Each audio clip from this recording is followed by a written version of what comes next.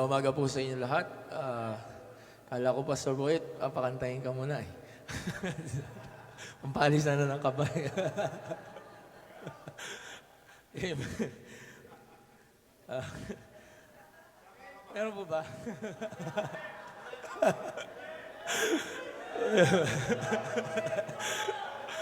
Amen.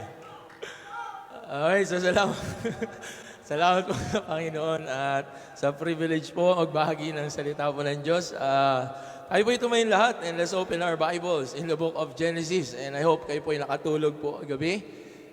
Tayo po ay handa na po makinig ng salita po ng Diyos. Genesis chapter number 7.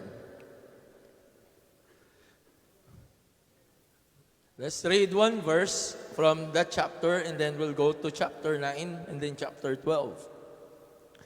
All right, Genesis chapter number 7, verse number 5. Are you there? Amen?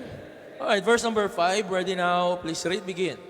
And Noah did according unto all that the Lord commanded him. And then, chapter 9, verse number 1. Verse number 1. Ready? Please read, begin.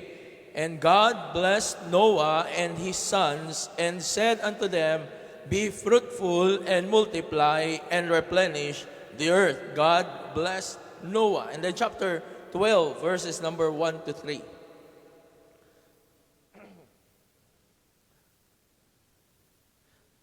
All right, chapter 12, verses 1 to 3. Let's read this all together. Ready? Please read, begin. Now the Lord had said unto Abraham, get thee out of thy country and from thy kindred, and from thy father's house unto a land that I will show thee. And I will make of thee a great nation, and I will bless thee, and make thy name great, and thou shalt be a blessing. And I will bless them that bless thee, and curse him that curseth thee, and in thee shall all families of the earth be blessed. I am tasked to I encourage you about obedience or steadfastness in obedience. I want to talk to you this morning. There is blessing in obeying. Amen? There is blessing in obeying. Tayo po'y manalangin. Dakila namin Diyos, marami pong salamat sa inyong salita. Salamat po, Panginoon, sa pagkakataon. Kayo po'y mag-aral at kami po ay mahamon. Please make me a blessing to these people, O God, and please challenge them. Please encourage us, O God, to continue obeying you through the church, through the man of God, and through the life that you have given to us, the ministry. Dalayan po namin, Panginoon, na kayo po ang may taas. At ako po ay walang magagawa. I am just good for nothing. Please, Lord, I need your grace. I need your mercy. At bawat isa sa amin, Panginoon, bigyan nyo ng bukas na puso para tanggapin ang inyong salita. Muli po, itinataas namin kayo. Salamat sa kabutihan nyo, Panginoon. Sa pangalan ni Jesus, ito po ang aming dalangin. Amen, amen. Thank you. Please be seated. Mayroong pagpapala sa bawat pagsunod. Amen? That is one of the very clear promise of God in the Bible. In Deuteronomy chapter number 11, sabi ng Bible, verse number 26, behold, I set before you this day a blessing and a curse. A blessing if you obey the commandments of the Lord your God, and a curse if ye will not obey. Wala na pong liliwanag pa po doon. Amen? If we want blessing, we need to obey. But if we want cursing, we will disobey. Pero kung gusto natin ng blessing, tayo ay dapat sumunod. Now, ang pinakamahalaga mga kapatid, ang ating pagsunod ay nagsimula nung tayo ay naligtas. Amen? Actually, we cannot really obey God. Sabi nga ng Bible, we are the children of disobedience.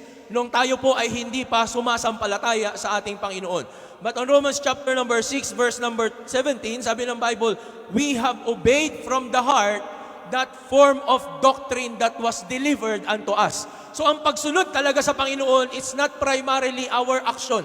Ang ating unang pagsunod sa Panginoon ay nung tayo po ay naniwala doon po sa tamang pananampalataya na ang Panginoong Jesucristo ang nagtubos ng ating kasalanan and we cannot go to heaven by our good works. Amen? Salamat na nakarating sa atin ang tamang katuruan ng kaligtasan. Amen? And when we believe that doctrine of salvation, the doctrine, the gospel of the Lord Jesus Christ, ang sabi ng Bible ay sumunod na tayo. Unang-una sa ating pananampalataya, tamang pananampalataya sa Panginoon bilang ating tagapagligtas. That's why God can already bless us. Nakaposisyon na tayo sa blessing ng Panginoon. No, Christians are positioned to God's blessing at mararanasan natin ang pagpapala ng Diyos pagka ito ay ipapamuhay na po natin. Amen? Now we will get a pattern and an example kung paano tayo pagpapalain ng Panginoon and get some principles kung paano tayo ibe-bless ng Panginoon sa ating pamumuhay. Amen? And we will get them from the first, mga unang mananampalataya, sila'y natutong sumunod sa Panginoon. Now, are you ready to get the principle of the Word of God? Alright, let's open our Bible in the book of Genesis. Chapter number 6, verse number 3. Sabi po ng Bible sa Genesis chapter number 6, verse number 3, this is about Noah. Sabi po ng Bible, "And the Lord said, My spirit shall not always strive with man, for that he also is flesh, yet his days shall be 120 years old." So nakita nyo po, ang Panginoon ay nagkaroon po ng nagalit siya sa mga tao because of their wickedness. But ito yung ginamit na pagkakataon ng isang mananampalataya para maipakita niya ang kanyang pagsunod. Amen? Tingnan niyo sa Hebrews chapter number 11. Huwag niyo po iwanan ng Genesis. Hebrews chapter number 11, verse number 7. The Bible says, in Hebrews chapter 11, verse number 7, "By faith Noah, being warned of God of the things not seen as yet, moved with fear, prepared an ark to the saving of his house, by the which he condemned the world and become heir of the righteousness which is of faith." So here is Noah, siya'y inutusan ng Panginoon bumuo ng arka dahil ang Panginoon ay lilipunin niya nga o aalisin niya ang mga tao because of their wickedness, and one man and one family stood up para sila ay sumunod sa Panginoon, and that's the family of Noah. Amen? Now, number one principle, unwavering faith and obedience brings deliverance. Amen? Pag tayo ay hindi natitinag sa ating pananampalataya at ang ating pagsunod sa Panginoon, yan ang nagtatawid sa atin mula sa kaligtasan at patungo po sa maayos na kalagayan sa harapan ng ating Panginoon. Now, alam niyo po, si Noah, 120 years. Can you imagine that? 120 years na si Noah ay nagtayo o nagbuild ng ark. At nung, sabi nga, kung titignan natin ngayon, parang madali. Pero actually, during the time of Noah, napakahirap ng kanyang ginawa. Una po, ay mag-isa siya, kasama lang niya ang kanyang pamilya na gawin yung arka. Can you imagine that? Isang pamilya ang gumagawa ng isang napakalaking arka, mahirap. And then, hindi pa sila nakakita ng baha, kaya hindi pa nila alam ang purpose ng arka. Kaya po, siguro pinagtatawanan sila Noah noong panahon na yon dahil sa kanilang itinatayo. Pero alam nyo po, pinatunayan ng Panginoon that at the end of the day, dahil sa kanilang pagsunod, sila ang iniligtas ng Panginoon. Hindi sila napahamak ang kanilang pamilya dahil po sa obedience ni Noah at ng kanyang pamilya. Na alam nyo po mga kapatid, madaling sumunod pag madali ang ating susundin. Pero nahihirapan ang sumunod ang mga Kristiyano pagka ang ating pagsunod minsan ay mag-isa ka na lang na kailangan sumunod. If you have to stand sa inyong kumpanya para ikaw ay magpatuloy at ikaw ay manambahan, that's the time na nahihirapan tayo sumunod. Sa ating pamilya, pag pinipersecute na tayo, pero tayo po ay nananatili, nagsisimba, nangangaral, at nananatili sa pananampalataya, ay doon tayo nahihirapan sa ating pagsunod. Pero katulad po ni Noah, siya'y nagpatuloy sa pagsunod sa ating Panginoon. Amen? At wala pong mananalo sa paghinto. Amen? Walang mananalo sa pagsinsay o yung pagtalikod sa ating pong pagsunod sa Panginoon. There is always a blessing in obedience. If Noah did not believe, if Noah did not obey, they will not be saved from the flood. Amen? Buti na lang si Noah ay sumunod sa Panginoon. Can you imagine Joshua? He obeyed God and he conquered Jericho. Si Gideon, sumunod din siya sa Panginoon kahit alam niya dihado sila. Pero sumunod siya at natalo nila ang Midianites. Si Peter, he obeyed God and nagkaroon po siya ng maraming huli ng mga isda. Moses, he obeyed God at na-spare yung kanilang mga firstborn. Si Paul, siya ay sumunod sa Panginoon and he was able to establish 52 churches. Hindi nila naunawaan ang kanilang kahihinatnan. Pero ang pagsunod nila sa Panginoon, yun ang nagdala sa kanila sa deliverance ng kanila pong buhay. Amen? That's why God is always challenging us to always obey. Amen? Obedience is the very best way to show that you believe. Amen? In Deuteronomy chapter number 5, verse number 33, the Bible says, follow me now, Deuteronomy chapter number 5, verse number 33. This is the foundation ng ating pag-aaral. So maganda po, makita po natin yan. Verse number 33, Ye shall walk in all the ways which the Lord your God hath commanded you, that ye may what? Live, and that it may be what? Well with you, and that ye may what? Prolong your days in the land which ye shall possess. So ang pangako ng Panginoon ay makukuha ng isang Kristiyano pag siya ay lumakad, sumunod sa lahat ng inuutos ng Panginoon. Amen? It doesn't matter kung hindi naunawaan mo na lahat o hindi. It doesn't matter kung madali o mahirap. Hindi po mahalaga kung yan po ay direktang para sa iyo o para sa iba. Ang mahalaga tayo matutong sumunod. At pag tayo sumunod, pagpapalain niya ang ating mga buhay. Amen? 2017, ako po ay nagkaroon pagkakataon na bibili ako ng sasakyan. Starex. Now, may nag-offer sa akin parehas na parehas ng itsura ng Starex ng ating pastor. Kulay itim, tapos meron pong gold na highlight doon sa ibaba. Parehas na taon. Pero mas maganda yung kanyang pagkapintura. Nung lumapit ako sa ating pastor, sabi ko, Pastor, may blessing po ang Panginoon. Gusto po sanang bumili ng sasakyan para magamit sa aming area. Sabi ng ating pastor, bakit hindi na lang yung akin ang bilhin mo? Ba't di na lang yung Starex ko? Kaya lang alam ko, ginamit na yun ni Anika. May bangga na po yun. No?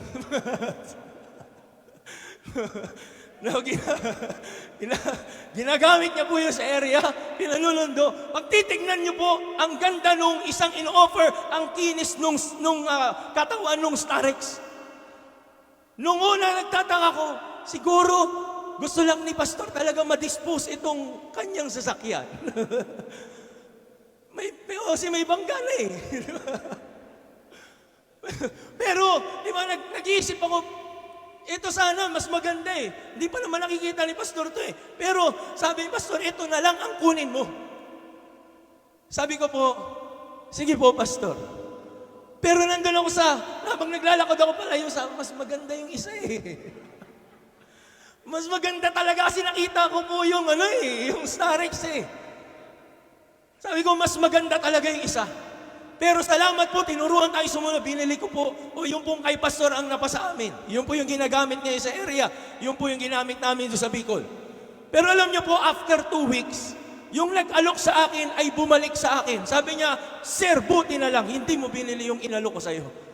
Bakit? Sabi niya, may problema pala yung makina nung Starex na yun. Sabi ko, buti na lang sumunod ako. Kung hindi ako sumunod, di ako yung namumroblema. Sabi niya, maya't maya ang balik nung nakabali. Nagre-reklamo kaya lang hindi na niya nakikita yung nagbenta sa kanya.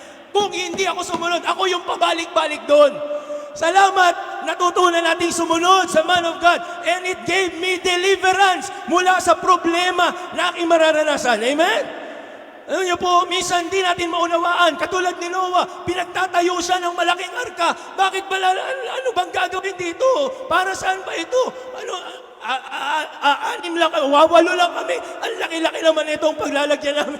Hindi na nagtanong si Noah, sumunod lang siya sa Panginoon. He obeyed everything. And when he obeyed everything, God gave him deliverance sa kanya pong buhay. Ano po, minsan, pag nagtanong tayo, yun ang napapahamak sa atin. Kasi ang ginagamit na natin ay yung isip natin na hindi nauunawaan ang isip ng Diyos. Kaya nga po mga kapatid, mas magandang sumunod. At minsan, ang mga Kristiyano hindi nagtatanong para walang susundin. Naunawan niyo po, may mga Kristiyano hindi na lang nagtatanong para wala na susundin. Hindi po safe ang ganong isip. Ang pinaka-safe ay nagtatanong, humihingi ng command, humihingi ng direksyon. Dahil pag tayo ay sumunod, sigurado ang blessing ng ating Panginoon. So unwavering faith and obedience brings deliverance. Secondly, mga kapatid, I hope you are following. Genesis chapter 9, verses number 19. Genesis chapter 9, verse number 19.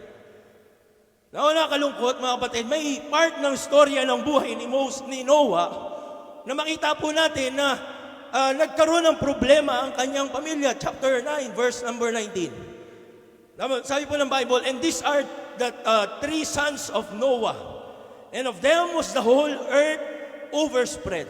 And Noah began to be an husbandman, and he planted a vineyard, and he drank of the wine which was drunken. And he was uncovered within his tent. So nakahubad, kasi nalasing si Noah. Tulad ng iba sa inyo, pag nalasing, di ba, nakahubad na, di mo na alam, may itsura mo. Ganun na nangyari kay Noah. Then sabi nga, nung nakita siya, parang nakahubad, hindi niya alam kung ano nangyayari sa kanya. One of his sons, verse number 22, sabi diyan, and Ham, the father of Canaan, saw the nakedness of his father and told his two brethren without.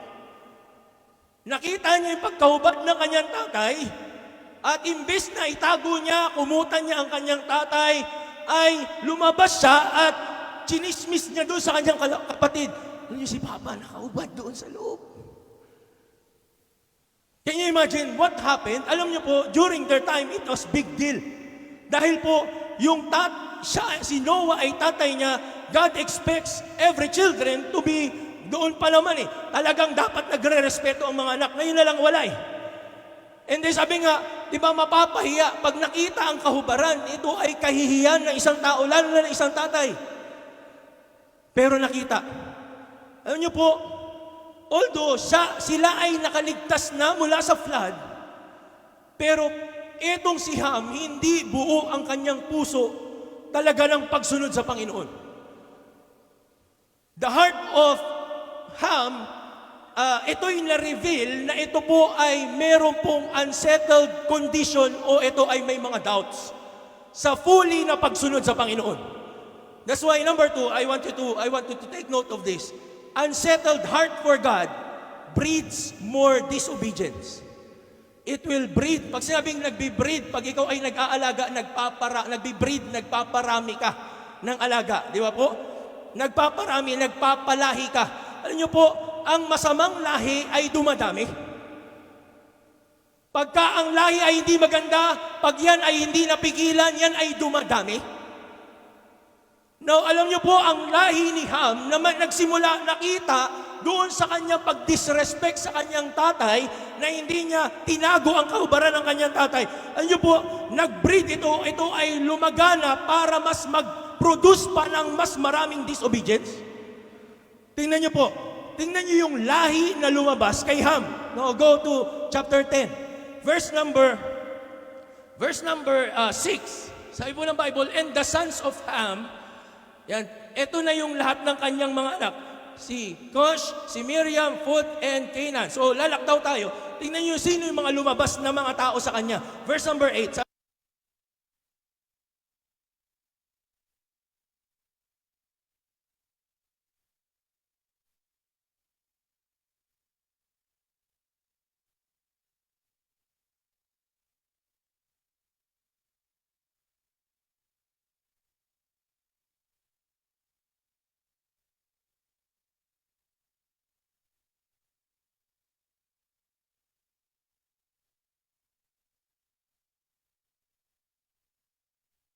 And then verse number 14, and Patrusim and Caslusim, out of whom came Philistine. The Philistines. Sino po yan? Mga kalaban nila David during his time. Naunawan niyo po? Then verse number 16, and the Jebusite, mga familiar po ito, Amorite, and the Girgasite, and the Hivite, Arkite, and Sinite. And then verse number 19, and the border of Canaan was from Sidon. Sidon, Tyre, and Sidon, familiar po kayo? Ito ay associated sa idolatry. You see, Sidon. And then, doon sa bandang ibaba, as thou goest unto Sodom and Gomorrah. Can you imagine? Yung lahi na na-produce ni Ham, na-reveal kung ano yung puso ng kanilang pinakaninuno. Kasi lahat o karamihan na naging kalaban ng mga tao ng Diyos, doon lumabas sa lahi ni Ham. So most probably, Itong si Ham ay hindi nagturo na maayos kasi nga unsettled ang kanyang puso sa pagsunod sa Panginoon. Hindi niya naturuan ng anak, hindi rin naturuan ng apo, hindi naturuan ng susunod na henerasyon niya na magkaroon ng takot, magkaroon po ng respeto sa Panginoon. And out of yung kanyang lahi, lumabas ang lahat ng kalaban ng Panginoon. Alam niyo po mga kapatid, pag hindi natin sinetel ang ating puso sa pagsunod, isang araw, baka sa lahi mo lumabas ang susunod na problema ng simbahan. Ang susunod na kalaban ng gawain ng Panginoon. Pag-uumpisa yan sa pag-absent mo. Pag nag-absent ka na, yung anak mo hindi na rin magsisimba sa mga taga-Taiwan, hindi na rin magsisimba sa Pilipinas. Tapos isang araw sila po ay magkakaroon ng negatibo na puso pagdating sa gawain ng Panginoon. Nagsisimula sa isang maliit na akala natin hindi napapansin na pagsuway, disobedience, but in the long run ay lumalaki, dumadami yung disobedience ng ating puso kasi yun ang naitatransfer, yun ang naililipat natin sa mga tao na nakakasalamuha po natin. That's why you always take care of your heart na kung meron mang kakaunting negatibo man yan, kaunti lang, you have to deal with that negative part of your life. Amen? Yung may konti kang tanong, bakit kaya si pastor ganito? Bakit kaya sa simbahan namin ganito? I'm telling you mga kapatid, you must settle that with God in your life. Dahil pag hindi mo yan na-settle mga kapatid, isang araw ay lalabas sa lahi mo ang mga kalaban ng gawain ng Diyos. Simple absent, pero susunod na henerasyon, disobedience. Simple disobedience, magkakaroon na ng rebellion balang araw. Indifference, isang araw, makita mo ang anak mo ay ateista na, hindi na naniniwala na sa salita ng Diyos o sa Panginoon. Now, napakahalaga na madil ang atin pong pagsunod sa Panginoon. Ang pagiging negatibo ay nakakahawa. Now, tingnan niyo po sa Exodus chapter 34, verse number 7. Exodus chapter 34. Verse number 7. The Bible says in verse number 7, keeping mercy for thousands, forgiving iniquity and transgression and sin. Nagpapatawad ang Diyos. Nag-aayos ang Diyos. Sabi ng Bible, and that will by no means clear the guilty, visiting the iniquity of the fathers unto the children, and upon the children's children, unto the third and the fourth, what? Generations. Bakit po pati yung third and fourth generation ay sinisingil ng Panginoon? Kasi nga po, nahawa sila at nakuha nila yung pamumuhay ng kanilang mga tatay, ng kanilang mga ninuno, yung mga naunang Kristiyano, at dinala nila yon. Kaya ang paniningil ng Diyos ay hanggang pangatlo, pang-apat na henerasyon. That's why we must be careful of what we influence to the next generation. Amen? Because our unsettled heart for God breeds more disobedience. Number 3. Nakikinig pa po kayo mga kapatid? Chapter 11, Genesis chapter 11. This is the time na sila ay nagtayo ng Tore ng Babel. Genesis chapter number 11. Verse number 1 to 9. No, for the sake of time, hindi na natin uubusin. Pero sabi nga po, nung nagtayo sila ng Tore ng Babel, hindi pinayagan ng Panginoon dahil po yun ay laban po sa pagtatayo ng... Kasi tingnan nyo po anong plano ng Diyos sa kanila. Tingnan nyo sa verse 32. Chapter 10, verse 32. Sabi niya sa verse number 32, these are the families of the sons of Noah after their generations in their nations, and by this were the nations divided in the earth after the flood. Ang plano ng Panginoon is to divide them. Naunawan niyo po, to divide them para pag naghiwa-hiwalay sila, kung saan sila dadali ng Panginoon, ay doon sila sasamba, doon sila mag-i-establish ng kanilang buhay ng pagsamba sa Panginoon. God's plan is to divide them. Pero ano nangyari? Verse number 1. And the whole earth was one language and of one speech, and it came to pass, as they journeyed from the east, that they found a plain in the land of Shinar, and they dwelt there. And they said one to another, go to, let us make brick. Burn them thoroughly, and they had brick for stone, and slime they had for mortar. And they said, go to, let us build unto us a tower, whose top may reach unto heaven, and scattered, or lest we be scattered abroad upon the face of the whole earth. And then verse number 6, and the Lord said, behold, the people is one, and they have all one language. And this they begin to do, and now nothing will be restrained from them which they have imagined to do. Nakita niyo po, ang plano ng Diyos, divided. Pero nagkaroon ng plano ang tao, let us make ourselves as one. Nagsama-sama sila. Pero at the end of the day, alam niyo yung nangyari, di ba? Pinag-iba-iba ng Panginoon ang kanilang lengguwahe, hindi sila nagkaunawaan, naghiwa-hiwalay din sila. Now, ano po ang tinuturo po sa atin dyan? Unity against God brings disappointment. Unity against God brings disappointment. Kaya nga po, hindi po mahalaga o hindi talaga mahalaga kung sino at gaano karami kayong sama-sama. Ang mahalaga, sino ba ang kasama ninyo?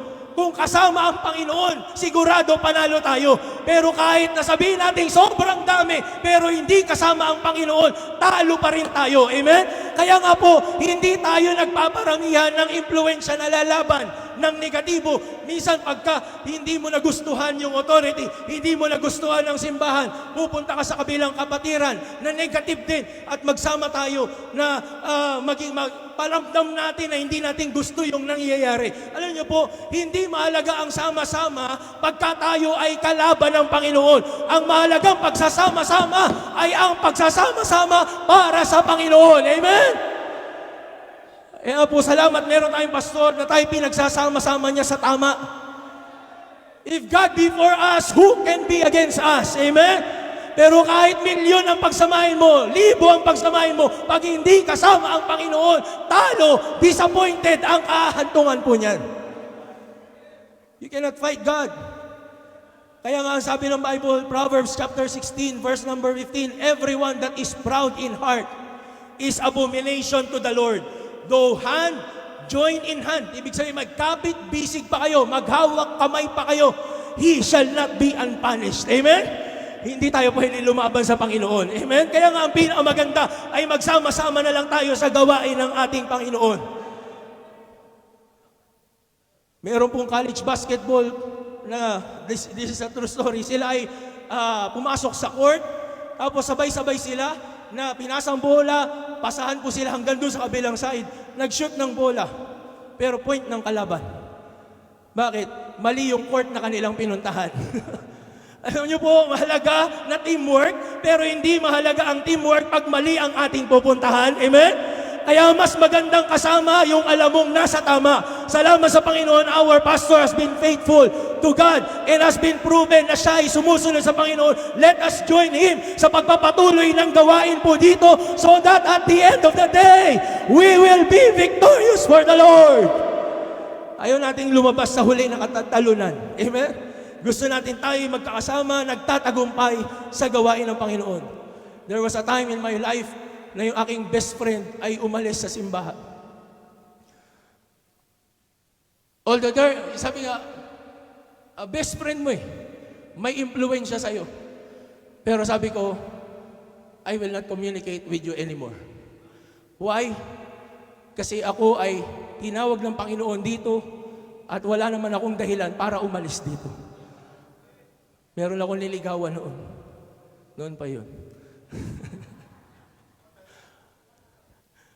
At yung niligawan ko ay umalis ang kanilang pamilya sa simbahan. Umalis ang pamilya, niyaya nila kami. Niyaya nila ako. Pero sabi ko po, mananatili ako. Ano po, marami sa kanila, patay na ngayon. Ang ating pastor, buhay pa rin hanggang ngayon. Marami pong vitamins. Marami. Kakampi ang Panginoon sa gawain ng Diyos. Amen? Pag tayo sama-sama at nagpapatuloy para sa Panginoon, we and God will always make the majority. Amen? Hindi majority wins. Ang majority, pag ikaw, kasama mo ang iba, nakakampi ng Panginoon. That's majority. Amen? Kasi walang mananalo sa ating Panginoon. Tingnan niyo sa Isaiah 8. And then I will give the last challenge. Isaiah chapter number 8. Verse number 9 hanggang 13.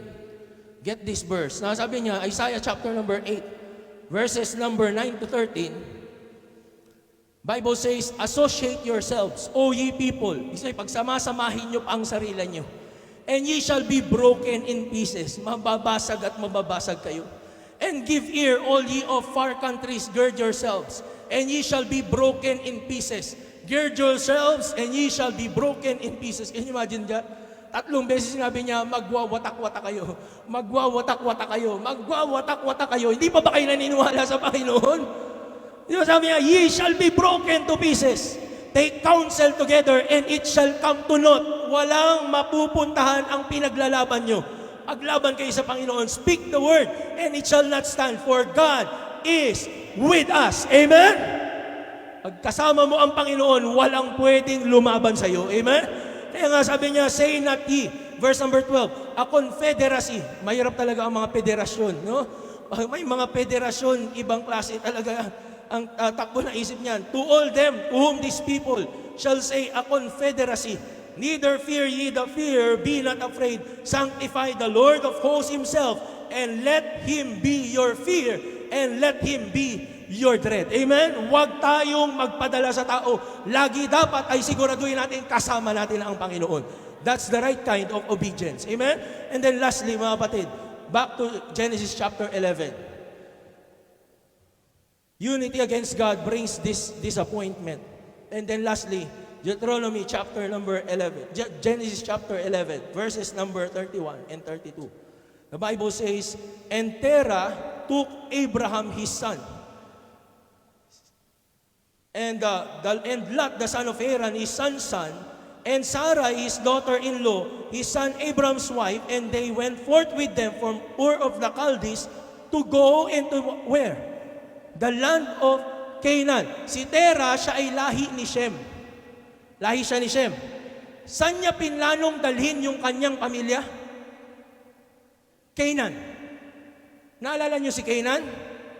Si Canaan po yung anak ni Ham, na dahil sa kasalanan ni Ham, ay binigyan ng sumpa ng Panginoon. Tingnan niyo sa chapter 9, verse 25. Sabi ng Bible, verse number 25, and he said, cursed be what? Canaan, a servant of servants shall he be unto his brethren. So may sumpa itong si Canaan. Pero si Terah, na galing sa lahi ni Shem, nag-isip siya, baka maganda-ganda doon, bundok yun eh. Puntahan natin si Tito Canaan mo. With Abraham, with Lot, doon sila papunta sa Canaan. Now, hindi dapat. Why? Kasi nga, yung pupuntahan nila ay may sumpa. Yung pupuntahan nila ay hindi po talaga nakapagpatunay ng pagsunod sa Panginoon. Pero sila ay papunta doon. Pero pagpunta nila doon, no, not to make the long story short, di na natin uusisain si Terah, but he made the wrong decision. He made the wrong decision to go back to the world. He made the wrong decision na siya ay pumunta sa masamang impluensya. Pero maraming salamat, meron pong nanindigan yung anak ni Terah, who is Abraham. Sabi sa verse number 1, now the Lord had said unto Abraham, get thee out of thy country, and from thy kindred, and from thy father's house, unto a land that I will show thee. Sabi niya, lumabas ka na lang dyan, kasi mali yung naging unang desisyon. Bumalik kayo sa masamang impluensya. Okay, umalis ka, Abraham. Meron akong ibang plano para sa iyo. Alam niyo po, mga kapatid, ang kailangan po natin, we must uphold faith in God to build our direction in life. Amen? Kung meron mang mga kasama tayo nagkamali ng desisyon, meron mang tayong pagkukulang sa Panginoon, meron na tayong naging pagbabackslide at pagkakamali, okay lang yun. Yun ay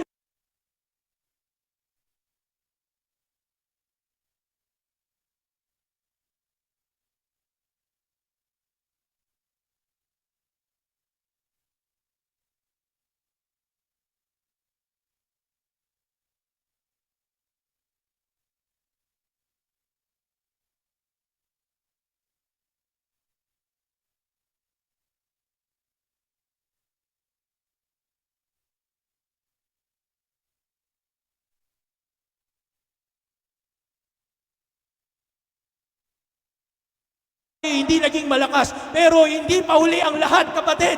Kailangan mo lang tumayo ulit. Get thee out and go back to following, obeying God in your life. At pag sumunod ka sa Panginoon, He has a great blessing promise for you. Sabi ng Panginoon, I will make of thee a great nation.